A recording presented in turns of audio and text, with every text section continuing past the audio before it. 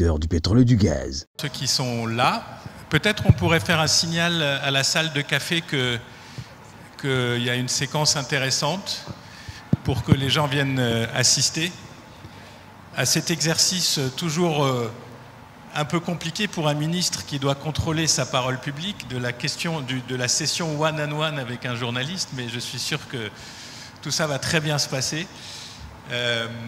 J'ai été très impressionné par la qualité et la densité des discussions de ce matin qui montrent à quel point le secteur des hydrocarbures est en fait un secteur global qu'il faut envisager en amont, en aval, la distribution, l'exploration, la production, la commercialisation, et de voir à quel point à la fois les besoins et les potentialités sont extrêmement importantes en République démocratique du Congo.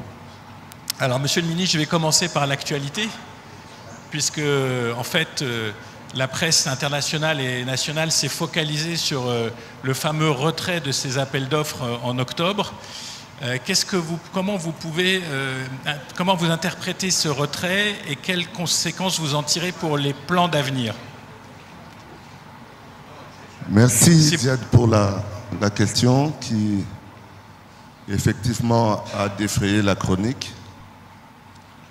Donc il vous souviendra qu'en 2022, le gouvernement de la République avait décidé de valoriser ces blocs pétroliers et gaziers et avait donc lancé un processus d'appel d'offres sur 27 blocs pétroliers et 3 blocs gaziers.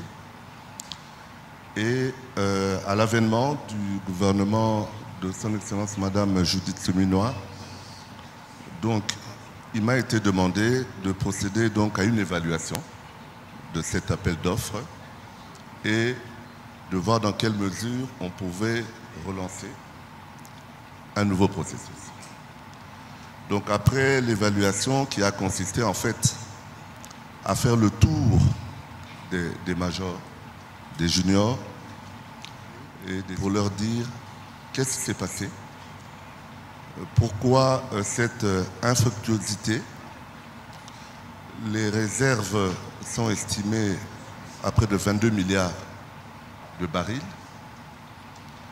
Ce qui est vrai, c'est que la manne financière qui existait il y a une dizaine d'années pour l'exploration n'est plus la même du fait de la transition énergétique et tout ça.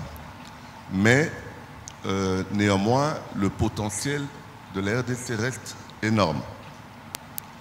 De ces débats avec mon bâton de pèlerin, j'ai pu justement recueillir les dysfonctionnements ou plutôt la sécurité juridique qui manquait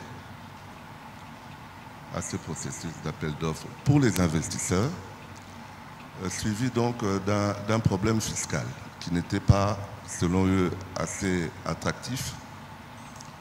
Et enfin, la constitution d'une base de données pétrolière, donc la certification des ressources.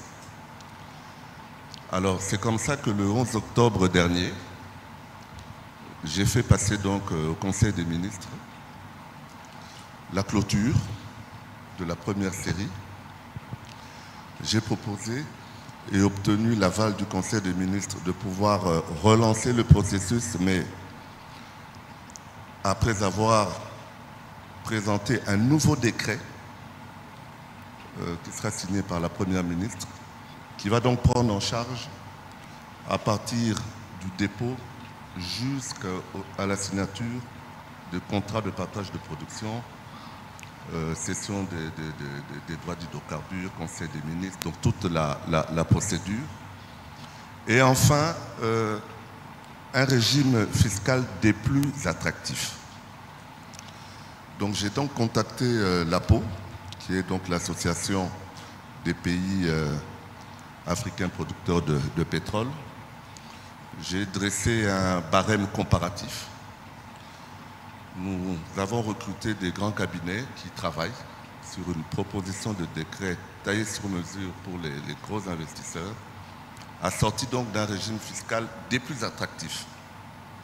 En même temps, nous avons recueilli toutes les données sismiques qui existaient. On a repris contact avec Tuloy et tant d'autres pour faire un reprocessing. Ça veut dire une nouvelle interprétation des données sismiques, une espèce de 3D virtuel qui va donc confirmer les ressources, les réserves. L'idée ici est de relancer le processus d'appel d'offres sous des blocs prolifiques, porteurs, avérés, comme les blocs 1 et 2, pour ne pas les citer, qui se trouvent donc au Graben-Albertine. Et l'on sait que l'Ouganda a fait une trentaine de forages qui ont donné un taux exceptionnel de réussite de 85%, qui ont certifié leurs ressources à 3,5 milliards de barils. Or, nous partageons le même bassin, et le bassin donc est asymétrique, donc il est plus profond du côté de la RDC. Donc raisonnablement, nous pensons que les réserves sont plus importantes. On pourrait peut-être dépasser les 3 milliards de barils sur le bloc 1 et 2. Ensuite, comme vous le savez, il y a un pipeline qui est en train d'être construit de l'autre côté.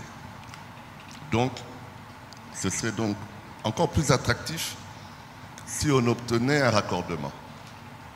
C'est comme ça que j'ai introduit au Conseil des ministres, très rapidement, la ratification d'une convention qui existe entre la RDC et l'Ouganda sur la gestion des gisements d'hydrocarbures communs. Cette ratification devrait nous donner un droit d'entrée automatique donc au futur pipe.